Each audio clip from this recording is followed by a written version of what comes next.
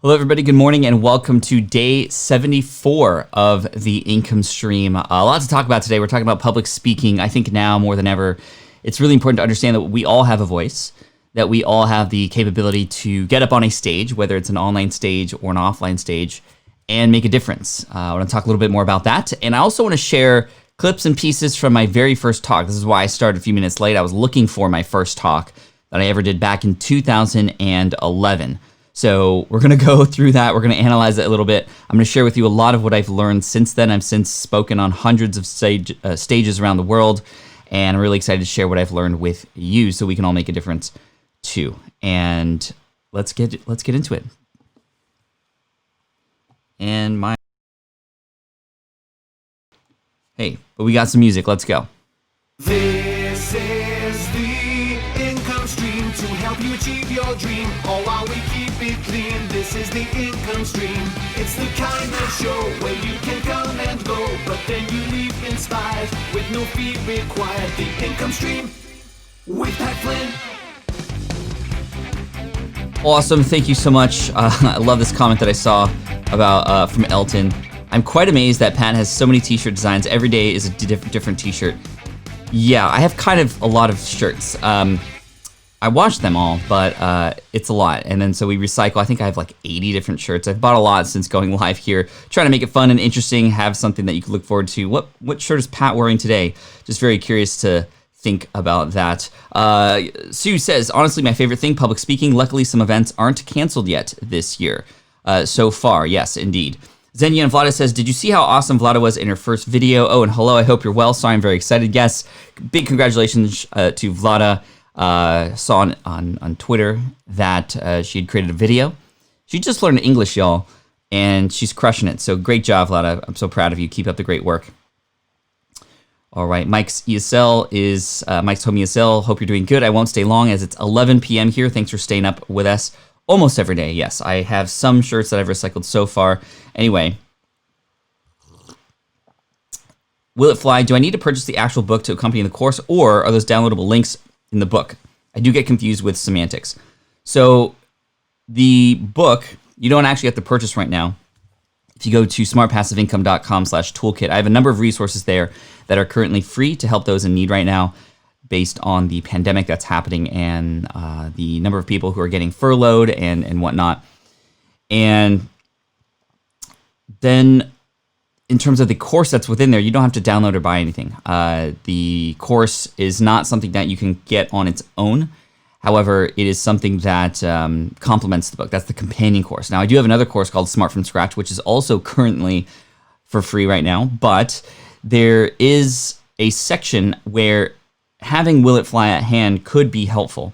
However, I pull out parts of the book such that you don't actually need to do that. Okay, cool. Let's talk about this. Thank you for the super chat. Rap and comment. Ern, I appreciate you. PSA, yes, your life matters just as much as Black Lives Matters. Love. Thank you so much. And on that really quick, I've been silent about this for the last week or so since all the big events have happened. And I'm learning a lot. And that's the first thing that I'm trying to do. This is why I was silent. I'm trying to understand more about the situation and how people feel and exactly what has happened. And I think silence does say a lot. And I think that it's important that we, especially those of us who have a platform, big or small, we do what we can and we do our part to help share messages that need to be heard right now. And we help amplify the messages that need to be heard right now. And so after listening, learning is a really important component of this. I'm reading a book currently called How to Be Anti-Racist from Kendi. And I'm learning a lot about what it means to actually be somebody who doesn't believe in racism. It's not silence. That's the answer. It's actually being proactive about what we can do to make change out there. And so amplifying the message and using your connections, your network, your beliefs, your platforms to be able to make change in whatever way that you think you can do it is really important. Yes, I've donated, but donations aren't for, hey, look at me. So I'm not even sharing how much or to whom, but I am donating to help causes out there right now that relate to the situation at hand. And I'm educating myself, and as I'm learning, educating others, those who are sort of in the silence or sitting on the sidelines, who are following me on my platforms as well. My kids, I want them to be well equipped to understand things like this because it's going to be really important. This stuff is not going to go away anytime soon, unfortunately. However, we can have a lot of honest conversations about this with those around us so we can be better understanding of who's doing what. And I think there's a lot of people out there who are trying to sort of put a Band-Aid on things or make it feel like that they understand, and they're doing like one post and that's it, and they're feeling like, okay, I've done my job, but it's so much more than that. If you want to learn more about how I feel about this, you can go to my instagram.com/PatFlynn. I posted something that has been getting a lot of good positive reaction yesterday. And that's not what it's about, but it's about sharing more about who I am and what I believe in, and how we can work together through this. So that's all I want to talk about right now for that. But I wanted to make sure I address that because ignorance is not the solution. When you stay silent, it almost says, well, it's not my problem, but it's everybody's problem, right? We're all human. Cool. So thank you so much for the super chat, John. I appreciate you. And I think I saw another one come in. Anyway, let's keep going here. So public speaking. Public speaking is one of the most powerful things you can do. Obviously, we have seen people in our history who were good at public speaking make actual change in this world. There are people who I've learned from while sitting in the audience watching people on stage who have taught me and inspired me and helped me move into new areas of my life and made positive change there and helped me directly in my business too. And I never thought I would want to speak on stage. In fact, I was very afraid of sharing my voice in any which way or form. This is why I loved blogging. So I started blogging in 2008. I started a YouTube channel in 2009, although the YouTube channel still was not my face. It was my voice on top of a screen flow or a screen recording because I was just so afraid to put myself out there. And the idea or the thought of getting up in front of people in person really freaked me out to the point where I would get anxiety even thinking about it. And I'm reminded of what I was like in school, very much an introvert, very much sit in the back of the class, get my work done, get it done well, got good grades, but never really volunteered to answer any questions, never really speaking up about certain things.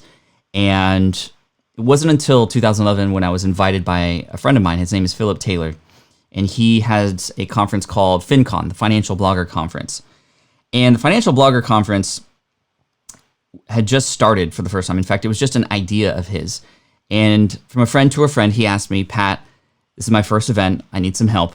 Would you mind helping me out and doing a breakout session on how you stand out as a blogger? Because I think you've done a good job of that.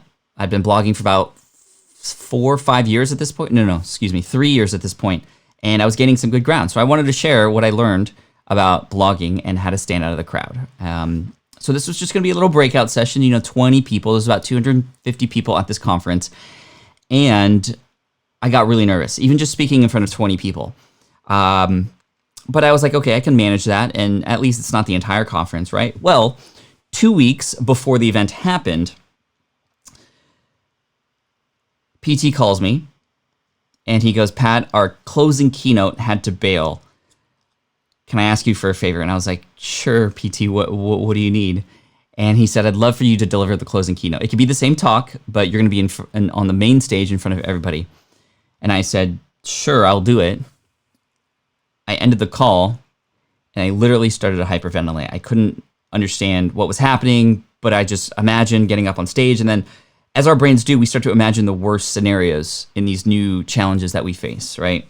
For example, I was thinking that I would go up there and forget everything. That I would go up there and then people would start throwing tomatoes at me. Like, where would they get these tomatoes? I don't know. And then eventually I was like, I'm just going to ruin my entire reputation and I'm going to get up there and make a fool of myself. But I really cared for PT. I wanted to deliver. So I worked as hard as I could to deliver a 25-minute presentation. And I was so nervous that I ended up memorizing 20 pages of material, like an actor would memorize a script for a movie that they might be doing.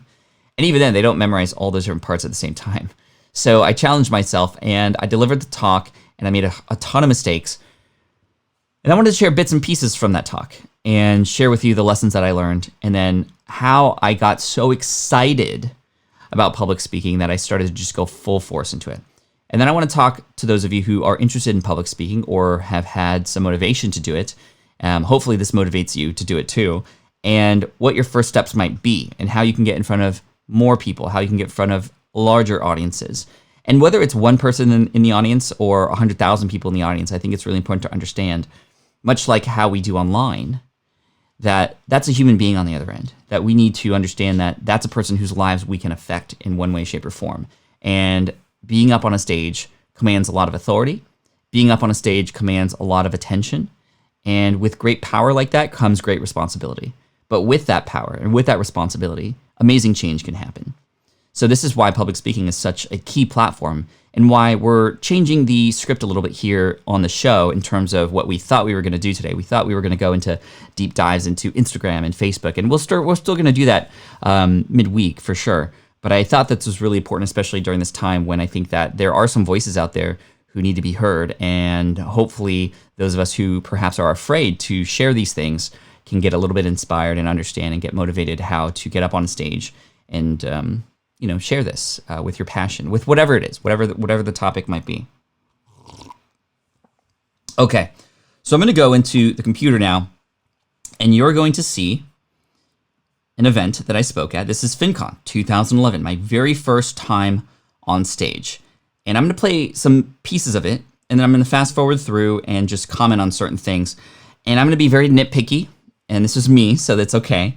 But I think it's important to understand that you have to start where you have to start. You have to be a disaster before you become the master. And thinking about that, being in front of people on stage is a little bit, it's a little bit different than starting a podcast and being a disaster, or starting a blog and being a disaster. But I think it's really important. And those of you who are in the chat right now, who are watching this live, let me know in the chat if you've done public speaking before and how you got started. What was your first talk, and how many people was it in front of? And again, that number doesn't necessarily matter, but I just want to show that that's how many people you can affect the first time you were on stage, and it can grow from there, of course. Okay, so let's click play. Let me change the system audio.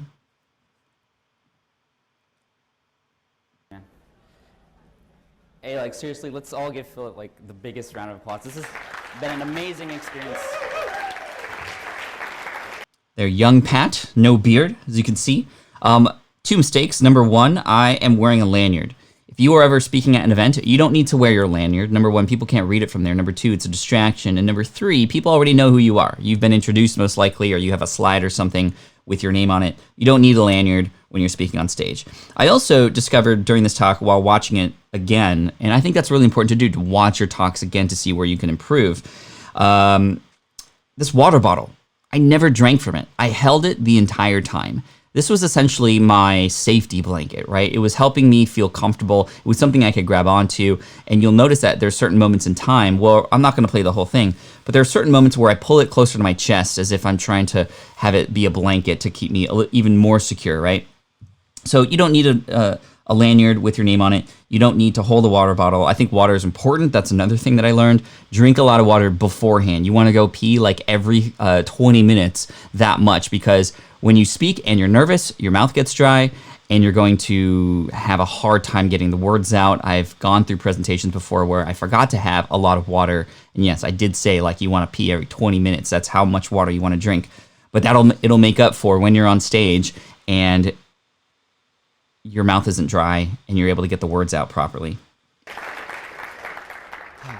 This is incredible. This is incredible. Last to speak, right? I have a lot of responsibility.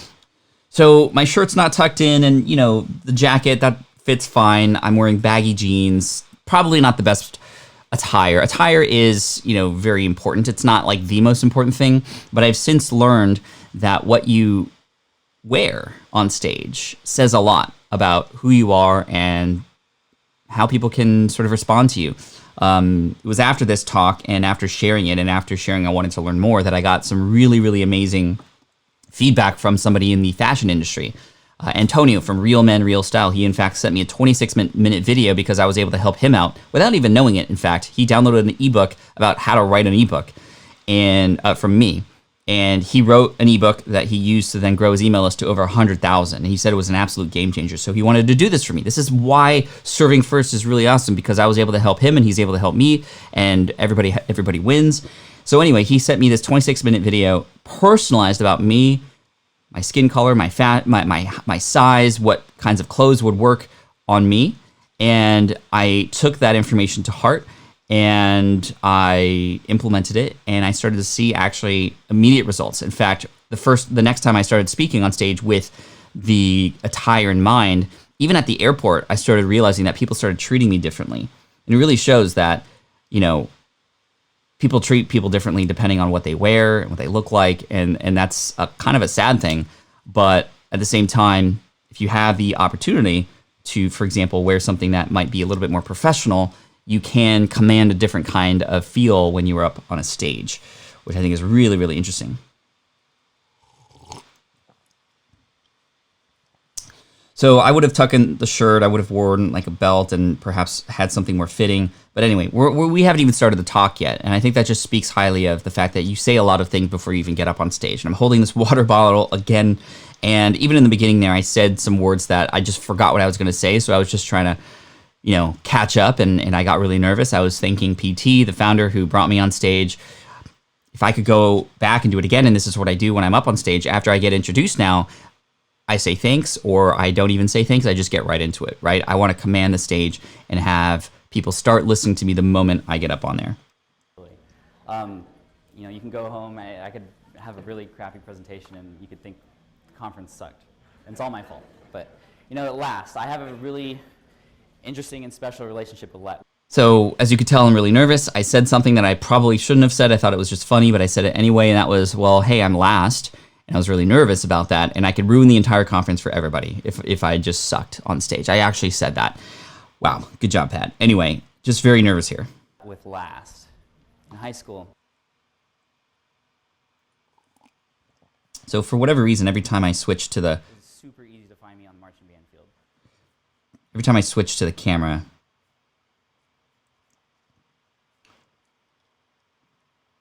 I was always that cute kid that the girls would want to be with, but never get any girls. So I haven't even started the presentation yet. Yes, I was always picked last for everything, and it sucked. But I was picked last to speak today, and I'm I'm super stoked to be speaking last, because I've gotten to know a lot of you this weekend, and just the relationships we've built together this weekend, and the relationships that we built before even meeting today, have been so special to me. And it's even more special because I'm up on stage here today. And I get to speak with other speakers who have spoken before, right before this moment. JD Roth. Is JD here? So I'm 1 minute and 30 seconds in, and I'm still just blabbering about the talk, and I haven't even essentially said what we're going to talk about yet. I think it isn't until the 3-minute mark I start talking about and telling a story about this. So here, I start using slides. Now, one thing that I thought I did really well right from the start was using slides in a manner that made sense, because I started to put myself in the shoes of those who were in the audience, and I started to understand that, well, a bunch of words on a platform isn't really going to do the job. It's the words that come out of your mouth and how you tell stories. The slides should just be there to support. And the slides are also a tool and a mechanism for a speaker to understand the roadmap. And so oftentimes when I have a presentation, I'll simply, and I don't think it shows the screen very often here because it's just following me, but oftentimes it's great to just have an image that supports the point that you're trying to make, and then a word or two. And that's it. Most of my presentations work just like that. And that allows me to have people focus on me and the story that I'm telling versus what is happening on stage. Now, it takes a little bit more work and practice because, of course, you'll want to make sure you can continue to tell that story and you're not relying on the slides. But I think it shows a level of professionalism when you are on a stage and you just have an image to support, but you have people looking at you while you tell stories or while you're teaching versus reading something. If everything you're saying is the same thing that's on the slide, well, you might as not even well be there, right? We don't want death by PowerPoint. So it's really important to understand that when you're up on a stage, it's all about you and the stories you tell and the words that come out of your mouth. The slides, you should be able to do this on your own even without the slides. The slides are there to enhance and to help, not to be the crutch that you're standing on when you're up there on a stage, right? So I love doing that. Another thing that I do with slides that's really interesting, and I'm not going to go to the computer anymore because, I mean, hopefully you just get a feel for, I was there too when I first started out, and it wasn't the best. However, I did get a lot of positive feedback about the content that I shared. The idea, I shared 5 different ways to stand out as a blogger, and I shared a lot of what I did and some stories about that. And although I felt that it was a terrible presentation, I had a line of people afterwards saying, "Hey, thank you so much. That was really helpful. Great job. Are you sure you haven't done this before?" And I just couldn't understand that. But I understood later that it was because I knew exactly who my audience was, and I knew exactly what I could do to help them. And those two things, if you nail those two things, it doesn't matter if you are not perfect on stage. It doesn't matter if you made a mistake and have all your words on the slide. As long as you know who it is that you're targeting here, who it is that's in your audience, and what you could do to help them, and you have some methods and strategies that are easy for them to understand, then it's going to work. And this is when I started to get obsessed with public speaking, and I started to do it more. Now, when you start public speaking, it's really important to understand that you're probably not going to get paid right up front. This was not a paid thing for me, and it wasn't a paid thing for me until about 2.5 years later when I finally reached out to a conference, and they were awarding their speakers with a small fee. And I think it was like $250 or $500. And that 250 or 500 turned into 1,000, and that turned into 2,000. And now I've done keynotes where I've earned up to $30,000 for a 60-minute keynote presentation, which again, if you look back at how I started and where I started, I wouldn't have ever thought that was possible. And I just feel so thankful and grateful that I've had these opportunities, but it's only come after trying and learning and experimenting and trying to get better, actively trying to get better at this, right? So the first thing that I did after I started to want to learn and how to get good at this was two things. I watched a ton of presentations online. We have access to a ton of free resources like YouTube where you can watch other people talk. And I devoured every single TED Talk, as many TEDx talks as I could. And I started to understand what worked and what didn't for me. And I think that's really important. You don't want to necessarily copy somebody else's style. There's a lot of people out there who are very, comedic and very, really, really good with their comedy. And I'm not necessarily that funny. Although I think jokes and comedy are important to keep people entertained and engaged during a presentation, it wasn't something that was like going to be the center of what I did. So those particular presentations, I tried to pay attention to how they ran jokes or how punchlines were created such that I can potentially inject them into my talks, but not because I wanted to be a funny talker or funny speaker. There were other talks who commanded a presence on stage that were able to teach based on the certain stories that they were telling more than anything. And it was those people that I really paid attention to. So watching a lot and seeing, okay, I like that, I don't like that. What am I going to incorporate into the lessons that I teach and the stories that I tell? That was really important. Number two, I read books. 2 books I want to point out that were really helpful in my public speaking career. Number 1, by a man named Dale Carnegie, called Stand and Deliver. This book was absolutely key because it wasn't very difficult to absorb. It made things seemingly achievable.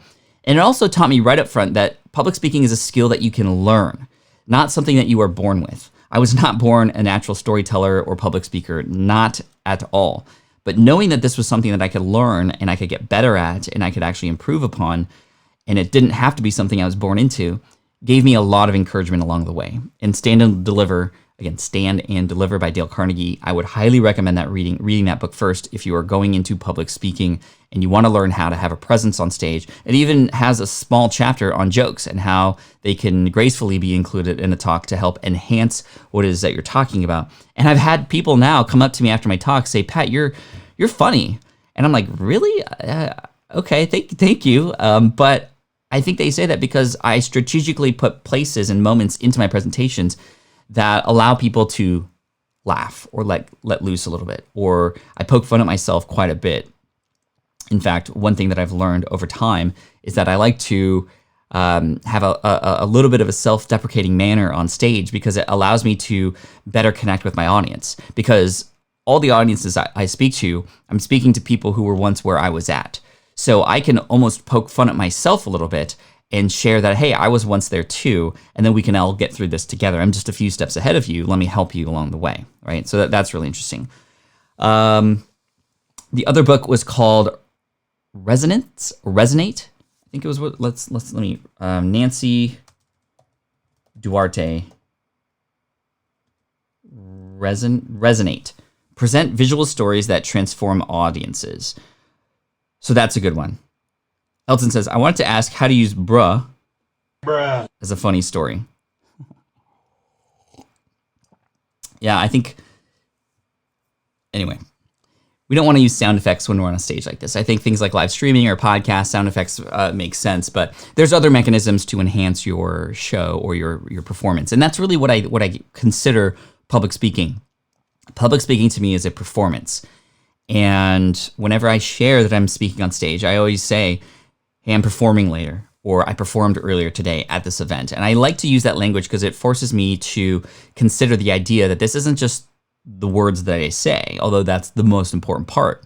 It's how I say those words, how I perform those words. It is choreographed in a way with the slides. And no, I'm not dancing on stage, although to be honest, I have danced on stage before, specifically at events like Chalene Johnson's events. I mean, she's always dancing and she has her speakers dance, and that's a lot of fun. I love her personality. She definitely shows up like she does on Instagram, like she does on Facebook in real life. She is exactly who she is, and I think that's important too. You need to be who you are. You don't want to try to be like somebody else, but you can get inspired by them. So let me just brain dump a few more tips for you about public speaking and getting started on speaking on stages. Then we're going to get into some more tips about when you are up there, how to make the most of that time, right? Dole Whip Dad says, this is good stuff. Thank you so much. I appreciate that. And again, this is a less structured talk today. I just wanted to be really upfront with you about how great it is to have the opportunity to get up on stages and share. How nervous I was in the beginning, but how thankful I am that I actually got over those nerves. Now, I will tell you, I still get nervous. I don't necessarily get over the nerves. What I do is I understand what those nervous feelings mean. And I don't know if you knew this, but the same part of your brain fires up when you are nervous and scared to as when you are excited. And I try to flip the script of that nervousness now. I don't try to avoid it. I don't try to push it away. I accept it and I try to amplify it. And I try to position it as I'm not scared, I'm excited. I'm excited for the opportunity. I'm excited to see what happens after I share these messages. I'm excited to share what's going to happen. Corey says, they say to picture the audience in their underwear, but I'm not sure who they are. Yeah, I don't know where that came from. I think that's just a manner of like, hey, you know, if you picture the audience in their underwear, they would likely be embarrassed, but they don't care about it, and you shouldn't care about it either. I think the biggest lesson I learned getting into wanting to be on stages was understanding that people want you to do well. They're not there, and they're not against you. They're with you. Your audience is with you. Who would be in the audience hoping that they would sit through 60 minutes of not a great presentation? Nobody wants that. So they're actually on your side. And that was really comforting to me when I first started out, for sure. Just Sam says, this is of course people. Pat Flynn's laying it down. Hope y'all are taking it in. Thank you.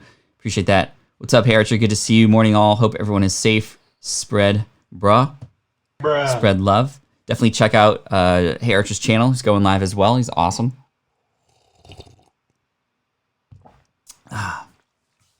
Okay. So people are on your side, and I think that's really important to understand. Now, when you want to get on stages, number one, you're going to have to understand that you're not going to be able to get paid up front. It's very, very difficult unless you have some sort of clout or some sort of audience or big following elsewhere to go up on a stage for the first time and start getting paid for it. I think that is a great goal to have, because when you are getting paid for something like that, it means you have a message that is worth sharing. It means that you are in demand. It means that you're able to help more people. However, that's not where you want to start. Where you want to start is understanding who is it that you want to speak to, and where do those people go, or where do those people congregate. And I think now we're going to obviously have a lot more opportunities to speak online, which is even better because you don't have to necessarily travel or worry about, you know, the expenses that go along with that. But whatever the case may be, it's really important to understand that we need to know who it is that we're speaking to and what do we have worth sharing. What do we have worth sharing? It's one thing to go to a friend and say, hey, I see you have this event. Is there any way I can get involved to help your audience? And again, it always comes from a place of serving that audience. It's not, hey, I'd like to speak on your stage. I think it'll help my career. If you approach it that way, it's never going to work. But I think it's really important to, beyond understanding who is it that's in that audience, that you know you have a message that you can share. And when you go to a friend and they have a conference like that, that makes sense. And you can go, okay, well, let's work together. I'd love to position a talk to best help your audience and make your conference the best conference possible, right? I want to go into an event and be the number one most talked about speaker. I want to tell the stories that get retold later. And that's how I position it. And so that helped with my approach.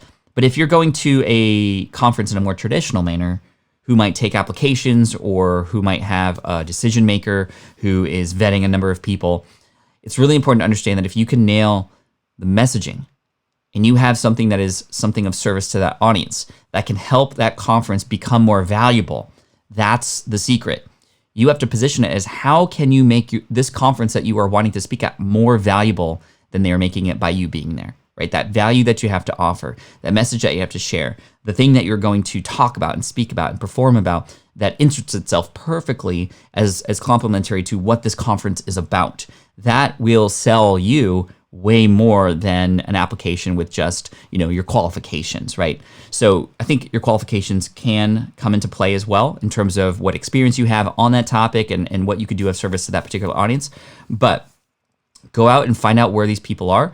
What are the conferences that people speak at? Find people who have spoken at those conferences before and see where else they have spoken to. That can give you like a nice rabbit trail of different conferences. And I would have just a bulletin board of all the different places that you could potentially speak at. Once you see those, you start to see the potential. Once you see those, you start to see the potential. And I think that becomes a source of inspiration from you. They're the dream stages, or they're the places where I can go and make a difference, right? And that's what it comes down to, serving first. So that's getting on stages, right? And if you can find a backdoor way into those conferences, that's going to work a lot better. Perhaps through a friend. Maybe you have a friend who has spoken at a conference before, who you can get an introduction to a decision maker there. That's going to be really key. And another way to potentially make yourself on your way to stages is to go to those events first. And again, I'm speaking in 2020 when we have the pandemic. We're not able to travel as much as we could, but either way, when you can get on a stage or at a conference as an attendee, then you can begin to understand all those important points that I talked about before even more. Who the conference is for, what kind of people are there. And I know a lot of people who, for example, have gone to social media marketing world as an attendee and have later become a speaker. People who have gone on to become a speaker at VidSummit, who were once people in the audience. I myself have done the exact same thing at events like Advance Reach Live, Pete Vargas's event. And I also did that at VidSummit. I came in as a attendee one day. I got to know the audience. And then the next year I was able to speak on stage because I got connected to the founder and the decision makers there. And so if you can put yourself into those situations, don't try not to come at it. It doesn't always work like this from a, hey, I am coming from the outside and I want to come in and, help out, versus, hey, I've been here before. I know this exactly what you need. I have that. How might I best help and serve this audience, right?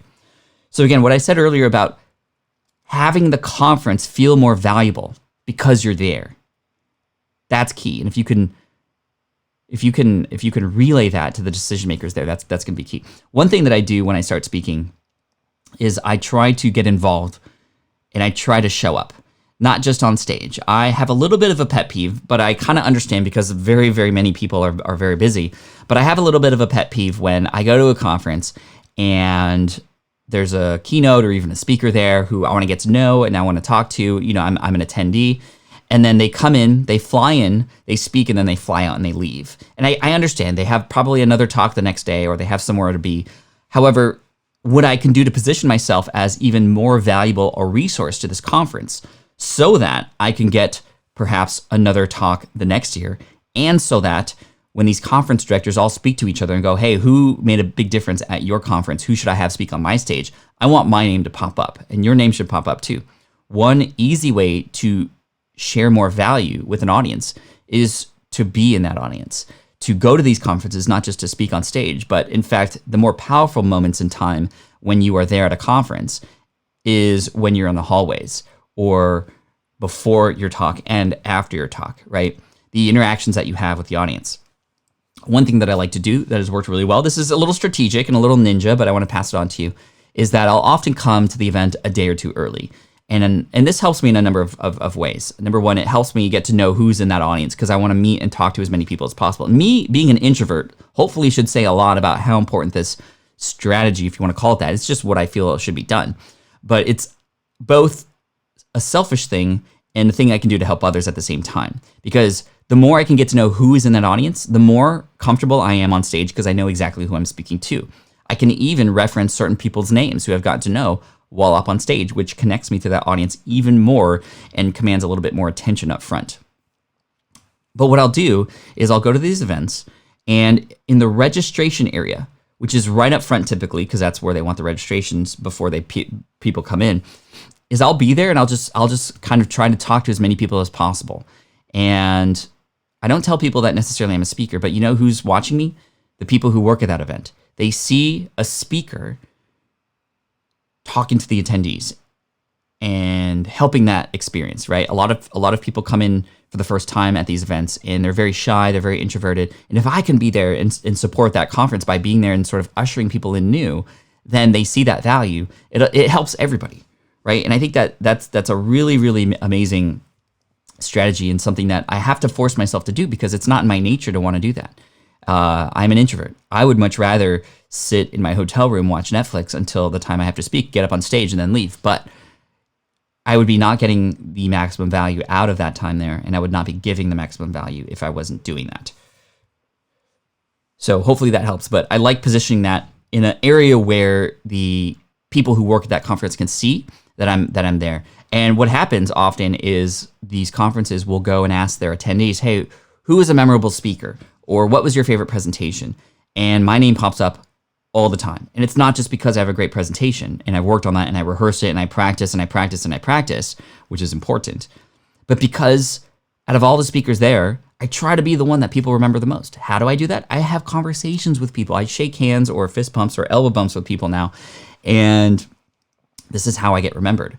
So that when everybody starts to read these feedback forms who work at that event and my name keeps popping up, guess who's likely to be invited back the next year? Guess who's likely to pop up in conversation when somebody else who has an event talks to that person and says, hey, who's a standout speaker at your event? My name's going to pop up and your name can pop up too. So I love doing that. I think that's a win for everybody, right? I can welcome new people in. I can be there, start to get a little bit more comfortable in the crowd. And what's really cool is I won't even mention that I'm a speaker. Sometimes like a person who works at the event will come up and go, hey, Pat, looking forward to your talk. And then a person I was speaking to goes, oh my gosh, you're a speaker? Like, that's incredible. Wow, this event's amazing. Like, and again, I'm giving value to the conference in ways beyond just the time on stage. Same thing after the talk, being there, trying to answer as many questions as possible. I think that's really important. And what I'll do is often I will stay in the hallways and answer questions for people and just be there until the final person. And I think that speaks highly. Again, people notice when you do things like that.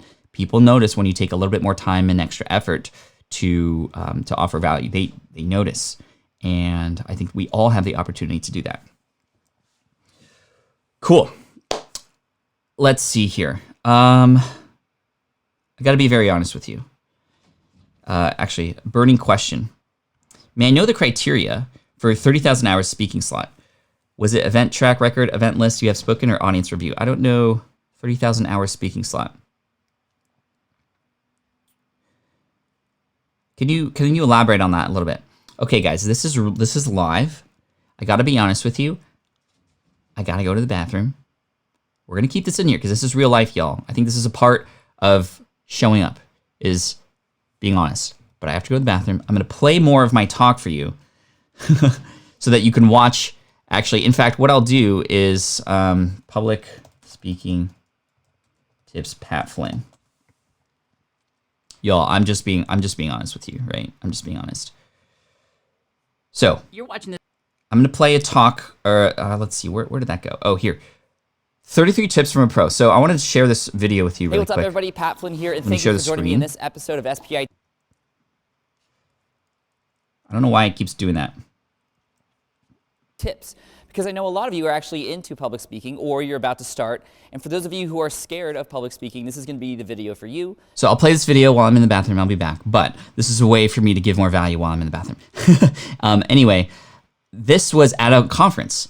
Me and Caleb were at a conference. During lunch, when nobody was in the rooms, I was like, I need to talk about public speaking. We snuck into a room and we filmed so I could be on stage and share some of these things with you. So I'm going to just drop in the middle here. Let's see. Okay, I talked about that already. Okay, I'm just going to hit play and we'll go from here. Or a text message or a notification from an app or anything like that. Speaking of notifications from apps, make sure that if you are using your own computer, that you have everything else turned off but your presentation software. I would even recommend turning wireless off so that there's no chance that anything from the outside can interrupt your presentation. It's the worst thing that could ever happen, and it just interrupts your flow, especially when you're in the flow. It's really hard to get back into it after you get interrupted. But making sure those things are off are going to decrease the chance that something's going to happen during your presentation. In 2012, I spoke at Blog World Expo here in Vegas, and I made the mistake of uploading my presentation to another computer, which is fine, but forgetting that I was using special fonts in my presentation. And actually, there's a very sort of famous or whatever animated GIF of my reaction when I found out that after speaking for 5 minutes, the slide that I was speaking over behind me, which I didn't look at because I knew my presentation so well, the fonts were not right. And what happened was I was using a special font that didn't get uploaded also into the computer that I was using, and as a result, it defaulted to Arial, which was much bigger. And so the slide that was supposed to say being everywhere said just BEI and then every W. And that was up for 5 minutes behind me before I even noticed. And then I did a triple take. I don't know if we'll embed that animated GIF in here, but it's hilarious. I think Cliff Ravenscraft made it, so he was there at the presentation. And a lot of people remember this. However, because I knew my presentation so well, I didn't need the slides. And actually, a lot of people came up to me afterwards, and they were like, Pat, did you do that on purpose? Because it made it look like you actually knew what you were talking about. And I was like, no, I would never do that on purpose. Why would I do that? But it was a good lesson.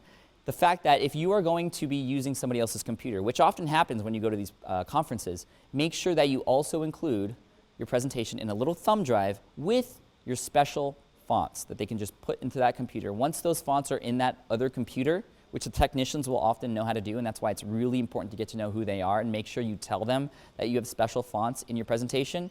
Once those things are uploaded into their computer, the presentation should be just like the way it should be. Now, there's some other ways around this to make sure that your presentation will look the way it's supposed to look. Now, if you don't have special transitions or movies or sounds in your presentation, the best thing you can do is convert your presentation, which PowerPoint and Keynote will do for you, into a PDF document. Okay, really important point there. First of all, thank you so much for allowing me to just be honest with you. Bathroom time. Things happen. But that point that I was talking about, I believe that was talking about, and I don't know if I told the story, but I spoke on stage and my fonts were different than the fonts on the computer with the specialized talk that I did, and it was just a complete mess up. In fact, I was speaking for 5 minutes with my slides incorrect behind me, and people started laughing, and I just didn't know what was going on. Wanted to escape and leave, but it ended up turning into a bright, shining lesson there. And one thing I learned about is custom fonts. If you use a different computer and you're delivering a Keynote or PowerPoint presentation, if you have custom fonts, they need to be on the computer that you are speaking on, right? So I think that's really important. And if you don't have any special transitions or audio or video in your talk, just convert it to a PDF file, because that way you can guarantee that the slides will look the way that they look when you put them together, right? So that's a big tip. Another mistake that I've made while speaking before, and this happens when you are speaking for the first time, you get really nervous. In fact, the video I shared earlier, if I were to play it, perhaps in 10x speed, you would see me go like this the entire time, just in a little 6-foot radius, going back and forth, back and forth. It's a very, very common thing to do, I found. It's almost a nervous tick, if you will. If you are public speaking, you're a little bit nervous, you kind of walk back and forth and you just don't stop. You just keep going the whole time. I've learned that you can use your positioning on stage to help enhance the moments of your talk. For example, the stage is not just left and right, but it's also front and back. And you can use those different components to help support your stories, right? So what I'll often do is if I'm in the middle of telling a story, I'll be walking on stage, slowly I'll go from one side of the stage to the other. Typically, I try to go from the left side of the stage to the right? Because that's how we read, that's how we, a timeline in a video. It's just a little thing. But anyway, I go from the left to the right-hand side. And then oftentimes when there's a punchline or a very, very incredible moment or something heartbreaking or whatever it might have happened in the story that I'm telling, that's when I try to position myself in the center of the stage. I move forward. If it's like a powerful point, I stop moving, I slow down my voice, and I deliver, just like I did right now, although I'm not moving.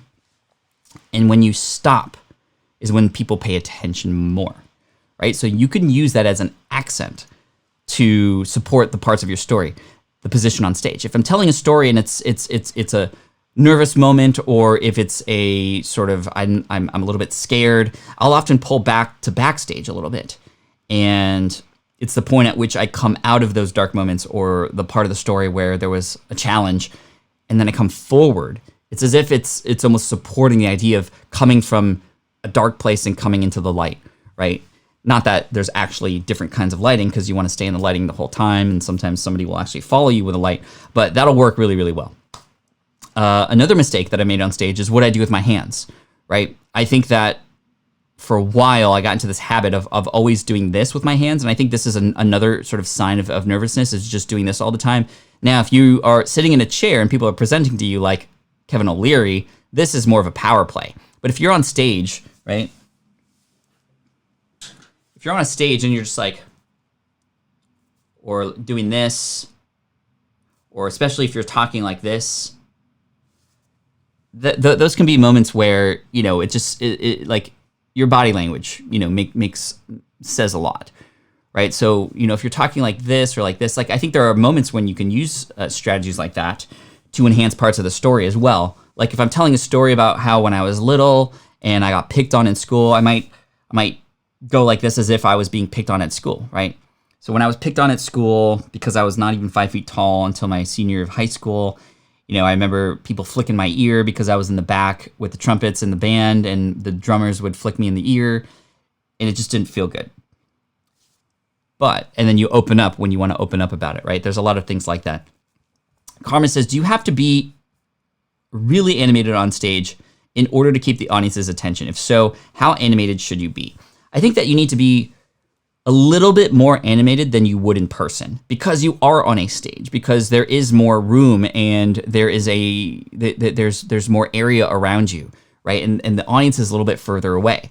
So if I am going to do something like, and again, you want to stay within your true self, but I think exaggerating movements a little bit that relate to the story are really important.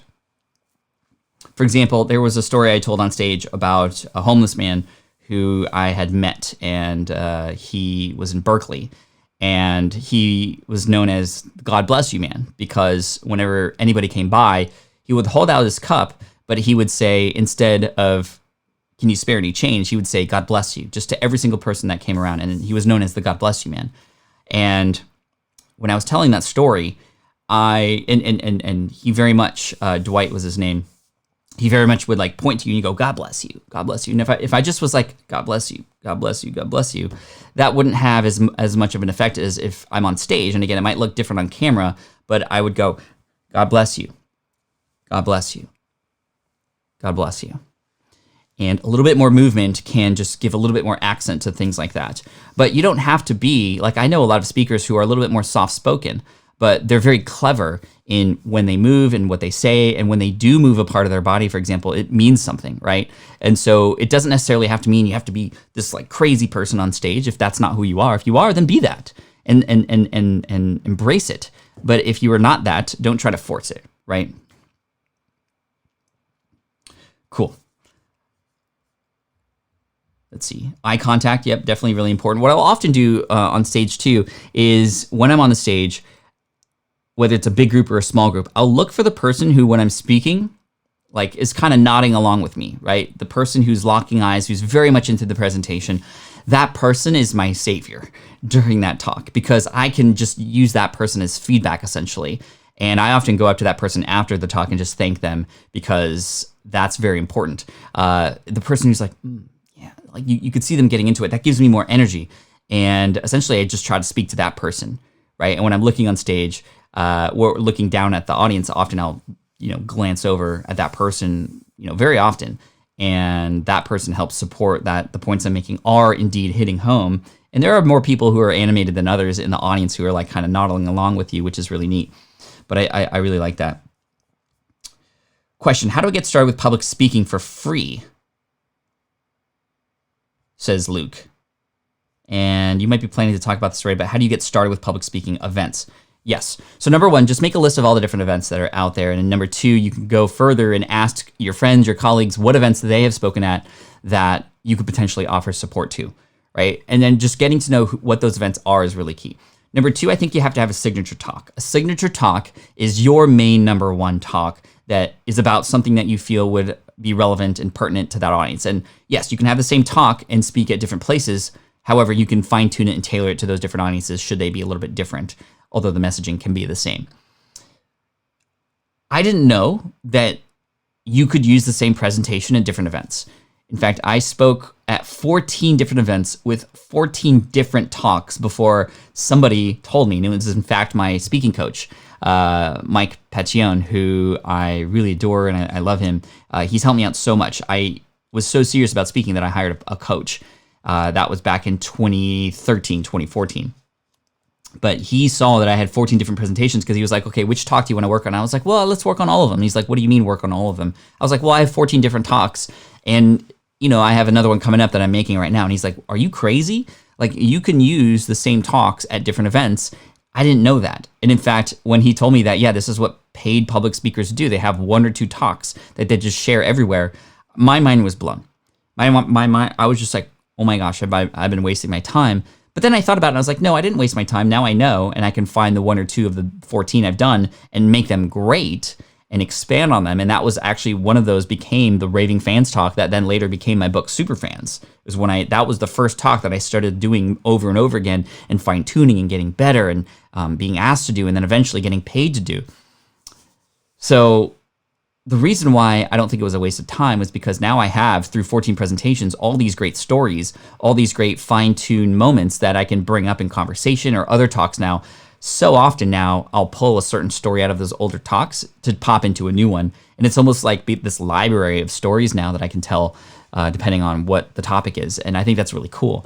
But yeah, I would have a signature talk, the thing that you want to become known for and the thing that you can help out the most with. And I would fine tune that. I would master that story. I would master the lessons there, the call to actions within that. And that's what I would sell, essentially, to speak on a stage for free to start. And I would start with my network, my connections, and then I would branch out from there. And who do they know and what other conferences are available? And I would reach out and just proactively go out there and try to see what I could do to get on those stages. I would try to find the decision makers and get to know and befriend and build relationships with them. I would go to these events and offer to speak for free, even though they're paying other speakers.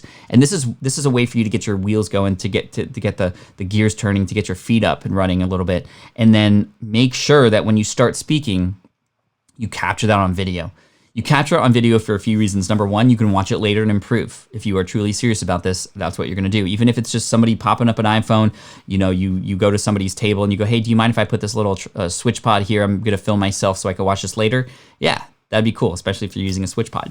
But number 2, you can take that and take moments that were really great within that talk, and it can become a part of your speaker reel. Proof that you have presence on stage, proof that you have spoken in front of an audience. And in fact, I know a lot of people who have even hired people to film them for that specific purpose too, because you build sort of a speaker reel that you can use to then position yourself and sell your talk to others, right? Let's see. Dole Whip Dad says, I've worked with Boys and Girls Club since 1993. My main talk for staff trainings mainly is new versions of one speech. It's fun to hear feedback from people who have heard it more than once. It's fun. Yeah, that was the big worry. I was like, what if a person goes, like, I speak to all these bloggers. What if they go to these different events?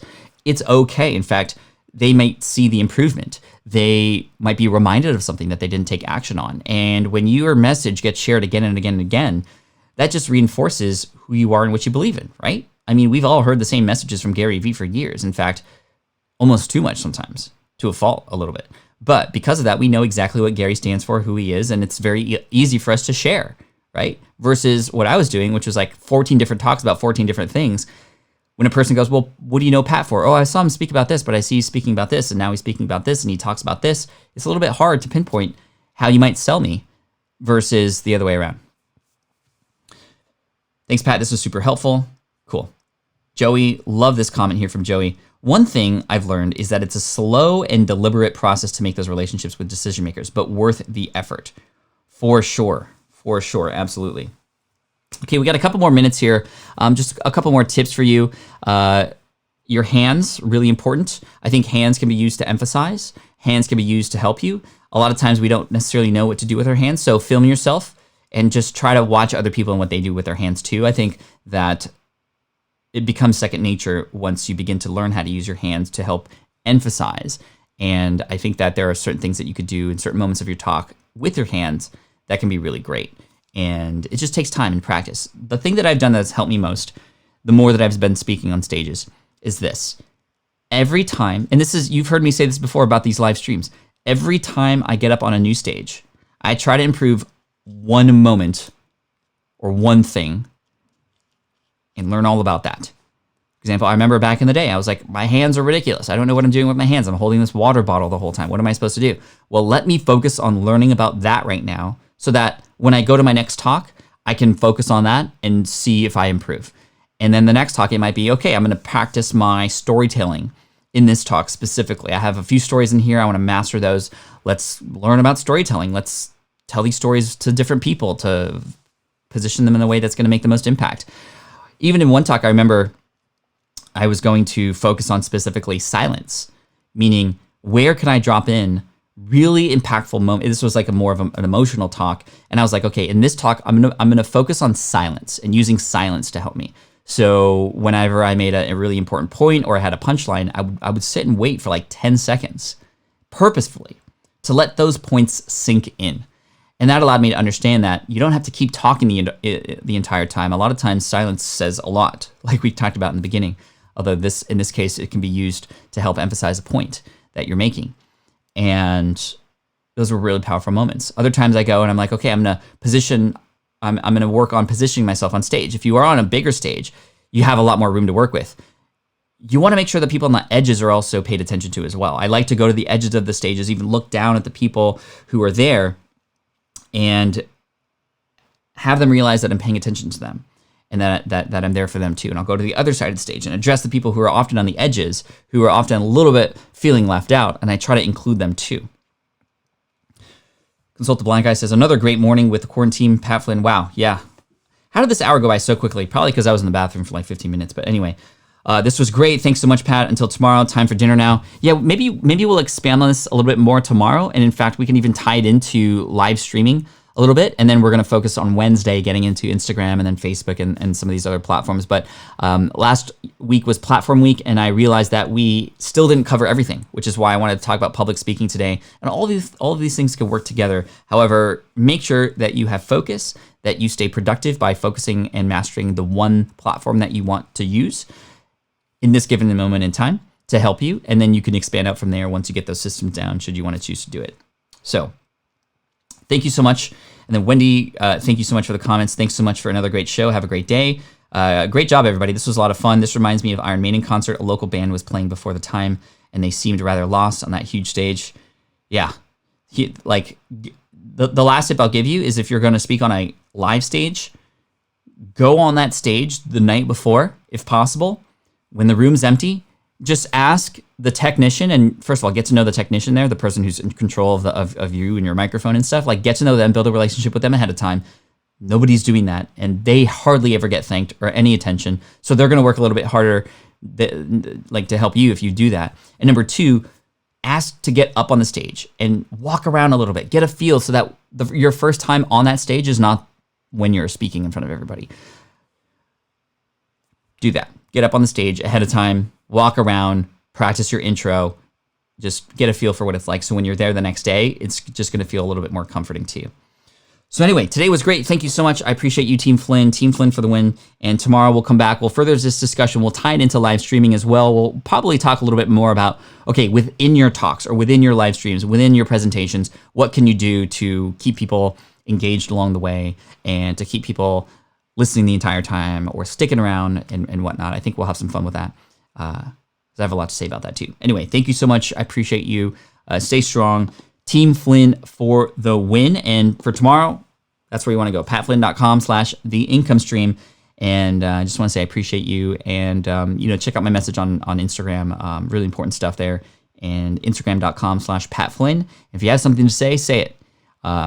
Silence says a lot too. So thank you so much. I appreciate you. And as always, Team Flynn for the win. This is the income. income stream to help you achieve your dream, all while we keep it clean. This is the income stream.